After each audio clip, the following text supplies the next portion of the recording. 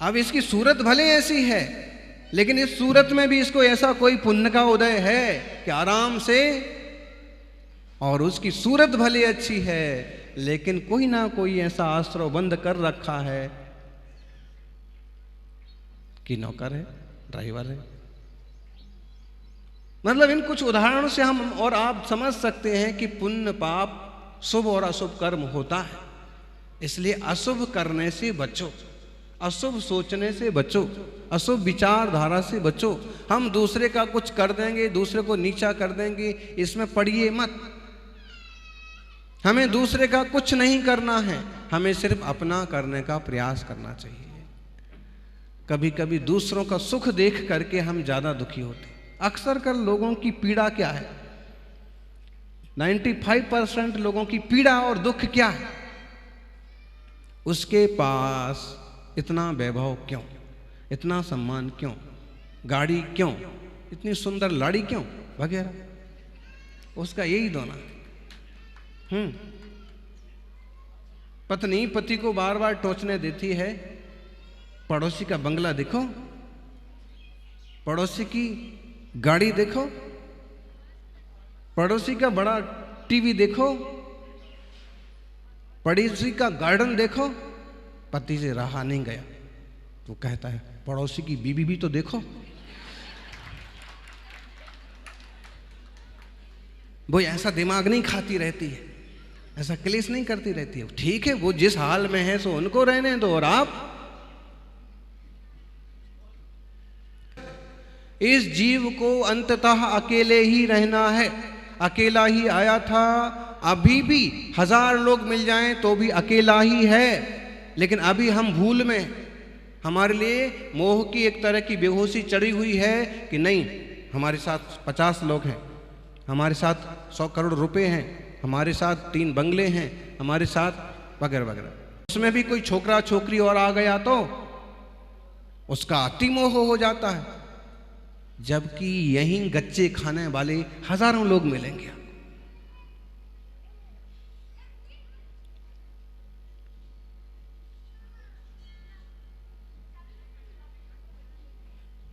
मोह में, प्यार में धोखा खाने वाले लोग ना, मोह में धोखा खाने वाले लोग, प्यार में धोखा नहीं खाने वाले लोग। नाम झूठा रख दिया, वो प्यार थोड़ी ना है। स्वार्थ के कारण से लोग अपना कुछ ना कुछ उल्लू सीधा करने के लिए यूं पास आते हैं। प्यार तो सच में हुआ है जो मन से हो, विवेक पूर्वक हो, आत्महित की दृष्टि के साथ हो। तो ये हमारा मोह है कि ये सारे लोग हमारे साथ हैं, सारी चीजें हमारी हैं। अफगानिस्तान से अरबपति लोग भी पलायन कर रहे हैं।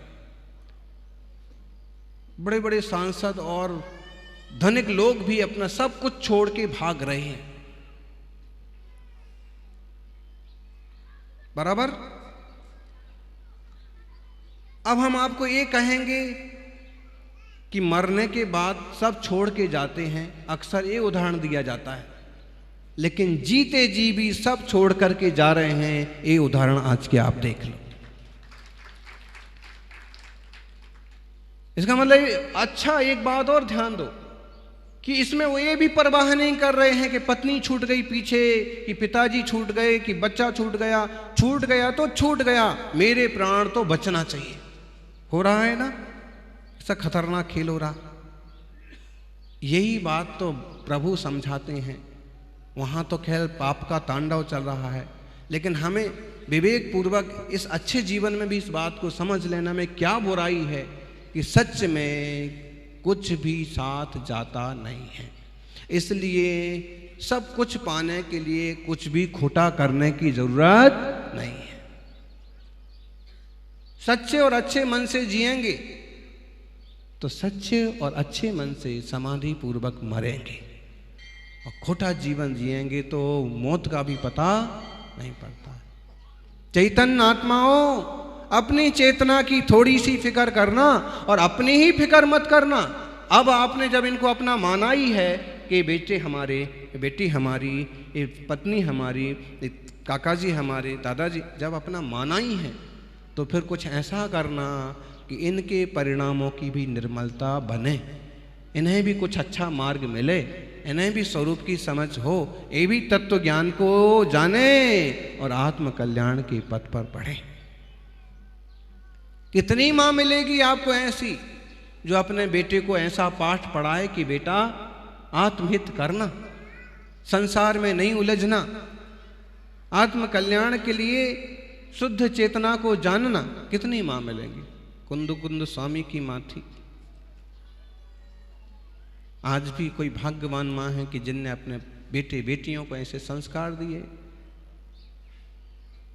कि अच्छे साधक बने, और उतने ऊंचे संस्कार ना दे पाए तो ऐसे संस्कार तो देना कि अच्छे श्रावक श्राविका तो बने, क्योंकि अच्छे श्रावक श्राविकाओं से ही अच्छे मुनिराजों का भी जन्म हो सकता है। आज नहीं तो मुनिराज कहाँ से आए? गुरुदेव सन्मति सागर जी किससे उत्पन्न हुए थे? कौन थे उनके माता पिता? हाँ, प्यारे लाल जी, जय माला जी, विद्यासागर जी, वर्तमान के अनेक साधक जो आत्म तत्व स्वरूप की साधना करते हुए धर्म की ध्वजा लहरा रहे हैं, जिनके बलबूते वीतराग जिन शासन वर्धमान हो रहा है। इसलिए अच्छे साधक के मार्ग पर पहुंच पाए ना पहुंच पाए, अच्छे श्रावक श्राविका भी बन गए तो भी जीवन सार्थक हो जाएगा। क्योंकि महावीर स्वामी ने अपना जो पहला प्रवचन दिया, जब उन्होंने 12 अंग की बात कही तो सबसे पहला अंग आचारांग, और आचारांग में कहा एक मार्ग है मुनिराजों का, दूसरा बराबर का रास्ता है श्रावकों का। यदि मुनि अवस्था स्वीकार करके कोई तप करके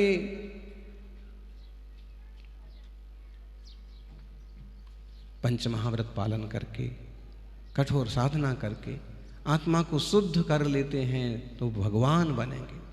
लेकिन अगर उस सन्मार्ग पर, सदगृहस्थ के मार्ग पर भी गया है तो भी किसी ना किसी तरह से जिन धर्म की वृद्धि करेगा, पुत्र संतति के माध्यम से, पुत्रियों के माध्यम से, धन संपत्ति के माध्यम से, जिनायतनों का निर्माण करवा के, तीर्थ यात्रा निकाल करके, मुनिराजों का पड़गाहन करके, मार्ग से वो बाहर नहीं है, उसका मार्ग दूसरे नंबर का है। वो रास्ते से भी चलेगा तो कभी ना कभी जीवन के अंतिम समयों में मुनिराज का पद लेकर के, उत्तम समाधि करके वो भी उत्तमार्थ का अधिकारी बन जाएगा। अपने बच्चों को, अपने बेटे बेटियों को बताएं कि बेटा देखो 18 साल के, 20 साल के, 22 साल के युवक, ये बहनें, ये दीक्षा ले रहे हैं। तुम दीक्षा मत लो, लेकिन इतना जरूर ध्यान रखना कि कुटुंब, परिवार और जैन धर्म की लाज तुम्हारे द्वारा कभी खराब नहीं होना चाहिए। कुछ करो मत करो, लेकिन ये ध्यान रखना कि 5 अणुव्रतों का पालन करना और जिन धर्म की कीमत करना। जिन धर्म ऐसी कोई चीज नहीं है कि ये जिन धर्म रहा, लेकिन इससे ऊंची दुनिया में कोई दूसरी चीज भी नहीं है। जितने तीर्थंकर हुए कैसे हुए, जितने सिद्ध बने कैसे बने, इसी बीतराग पथ पर चल करके। जब भी हमारे आत्मा को होश आएगा, आप कहो कि हम अभी बेहोश हैं क्या? अभी बेहोशी जैसे, जिनको थोड़ा थोड़ा होश आया है वो आगे निकले हैं, जिनको कुछ ज़्यादा होश आया है वो ऊपर बैठे हैं। जो बेहोश हैं कि उनको यही लग रहा है कि ये सब चाहिए, ये सब हमारा, और ये सब हमारा हमारा हमारा में कुछ भी हमारा तुम्हारा होता नहीं है। आप कहोगे महाराज ऐसी बातें क्यों कर रहे हैं? ऐसी बातें आसक्ति को तोड़ने के लिए जरूरी है। कभी कभी आपका चित्त जो है ना ऐसी चीज में उलझ जाता है जो उचित नहीं है, और अगर आप इस ढंग की बात सुनते हैं तो आपको लगेगा कि कम से कम जो उचित नहीं है हम उससे तो बच लें। बराबर, जो उचित नहीं है, गलत है, निंदा हो सकती है, फजीती होगी, पारिवारिक नुकसान होगा, गुरुदेव सही कह रहे हैं। तो कम से कम अपन उस चीज को अपने दिमाग से निकालो, उस माहौल को, उस बात को, उस व्यक्ति को, उस पैसे को, उस जॉब को जो अपने लायक नहीं। और कितना भी प्यारा लगता हो वो, लेकिन अगर मेरे जिन धर्म में और मेरे परिवार में वो चीज फिट नहीं बैठती है तो मुझे नहीं चाहिए। इस दुख पर दुनिया में शायद कोई विचार नहीं कर रहा है कि अभी जो कुछ हो रहा है पड़ोसी देश में, इस तरह से देखें तो हम बहुत सुकून के माहौल में हैं। और इस बढ़िया माहौल में अगर हमने अपने आत्म तत्व को नहीं साधा, परिणाम की विशुद्धि नहीं बनाई, कब बनाएंगे बोलो? क्या एक जानवर व्रत पाल सकता है? मुश्किल है। आप कहोगे महावीर स्वामी ने 10 भाव पहले शेर की पर्याय में व्रत पाले थे। अरे एक आध 2 4 10 उदाहरण मिलेंगे, लेकिन बहुत कठिन है। कैसे बनेगा, कैसे करेगा? लेकिन एक इंसान जरूर आसानी से व्रतों का पालन कर सकता। इसलिए छोटे सही बड़े सही व्रत लेना चाहिए और खोटे कामों से बचना चाहिए। आप कहोगे खोटे काम मतलब क्या? खोटे काम ढेर हो गए। अब तो केवल एक मोबाइल है तो अभी आप 1000 खोटे काम कर सकते। क्या खोटे काम का मतलब ये नहीं कि आपको किसी गैर के यहां जाना पड़ेगा, कि कोई नाक कटाना पड़ेगी।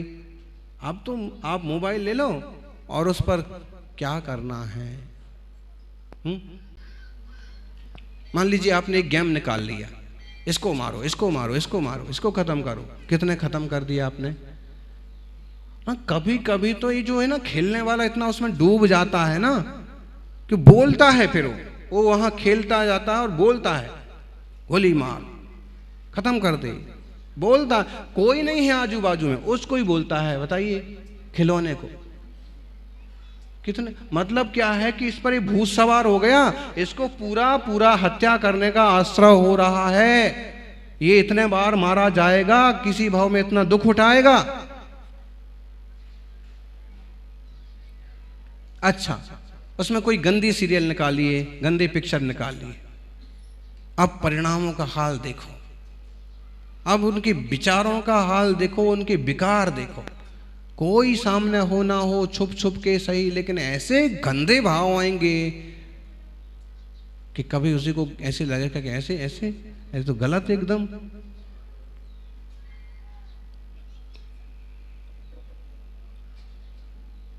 तो बाहर जाके गलत संगति में तो लोग कुछ गलत करते ही हैं, लेकिन अगर समझदार नहीं है तो अपने मोबाइल के माध्यम से भी वो बेवकूफ़ी कर सकता है। और जरा सा भी समझदार है तो उसी में से पुण्य भी कमा सकता है। एक मोबाइल लिया और कैलाश पर्वत की लोकेशन निकालो, कैलाश पर्वत का जो अगर जो कुछ फुटेज उपलब्ध है उस पर देखो, खोज करो। आदिनाथ भगवान की निर्वाण भूमि है, दर्शन हो गए। आज का गुरुदेव का प्रवचन निकालो, क्या बात कही है, पूरा सुनेंगे।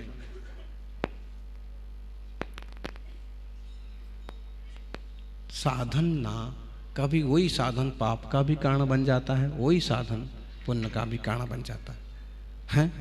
बनता है कि नहीं? बिल्कुल बनता है। आपस में मान लीजिए आप जिनकी शादी हो गई, अनुकूलता बन रही है तो बड़ा अच्छे से, चलो अब चौका लगाने जाएंगे अपन दोनों बढ़िया से, और अच्छे से वो धर्म ध्यान कर रहे हैं। और किसी कारण से अनबन हो गई और यह दिन में दिमाग में कुछ फॉल्ट पैदा हो गया, हमें जो करना तुम करो, हमें जो करना हम करेंगे, ऐसा कचरा हो जाएगा कि किच किच किच किच क्लेश में ही आधे पागल जैसे हो जाते हैं लोग। वो ना किसी को बोल सकते हैं और ना कुछ कर सकते हैं। किसको कहें बोलो? जिसको कहें वही खेल बनाएगा, वही तमाशा बनाएगा। और कोर्ट कचहरी जाएंगे तो बर्बाद होने के अलावा कुछ रास्ता नहीं है। तो जो संयोग हैं उनका सदुपयोग करो और इन सब संयोगों के बीच में अपने पवित्र चेतन तत्व को मत भूलो। क्यों? यह आत्मा ना स्त्री है, ना पुरुष है, ना नपुंसक है, ना बेटा है, ना बेटी है, ना पोता है, ना पोती है। आत्मा तो आत्मा है, ज्ञान घन है, और जिनने उसको जाना वो शुद्ध होके सिद्ध हो गए। तो आपका हो कि कोई रिश्ता ही नहीं रहेगा। अरे भाई रिश्ते तो हैं, सब जानते ही हैं, हमारे काका जी हैं या हमारे मामा जी हैं, वो तो वैसे चलेंगे, लेकिन निष्ठा से और ईमानदारी से रिश्तों को उस ढंग से निभाओ। लेकिन उसमें भी एक समझ रखो कि मैं सिर्फ इतना नहीं हूं, मेरी होनहार बहुत बड़ी है, मेरी चेतना में सिद्धत्व का बीज छुपा हुआ है। ये दरिद्र है या ये बच्चा है और ये ऐसा है, इस टाइप की कल्पना करना कोई बुद्धिमानी नहीं है। क्यों? वह जीव भी भगवान है। अरे भाई शेर की पर्याय से, भील की पर्याय से आता हुआ प्रभु महावीर का जीव आज भगवान की अवस्था में विराजमान है, और अब वो कभी संसार में आएंगे नहीं, परम शुद्ध हो गए। तो क्या हमारी आत्मा का विकास नहीं हो सकता? कहीं भी रहो दुनिया में, किस भी हाल में रहो, लेकिन वीतराग जिन धर्म को नहीं भूलना, अहिंसा, सदाचार, शाकाहार के सिद्धांतों को नहीं भूलना, और वैसी संगति नहीं करना, वैसे लोगों से नहीं मिलना कि वो आपको इस रास्ते से छुड़ा दें। क्यों? क्योंकि पता नहीं किन जन्मों के पुण्य से इस सीधा साधा शांति का रास्ता मिला है। वरना लोग केवल मौज मस्ती के जीवन में इस तरह से डूबे हुए हैं कि तत्व की और धर्म की तो उन्हें कुछ समझ ही नहीं, कुछ नहीं। वो इतना ही समझते हैं खाओ पियो मौज करो, इतनी जिंदगी है। इतनी जिंदगी नहीं है भाई। ये जानवर कहां से आए? ये जीव जंतु कहां से आए? ये भी तो आत्मा है, और खोटा करने वाले लोग यहां पर आ गए हैं। सौभाग्य से यह अच्छी एक पर्याय है। इस शुभ पर्याय में शुद्ध तत्व को जाने और शुद्धात्मा की अनुभूति करते हुए एक दिन अपन सभी भी चैतन्य चमत्कारी पारसनाथ भगवान की तरह सिद्ध लोक के वासी बनेंगे। जय बोलिए 24 तीर्थंकर भगवान की।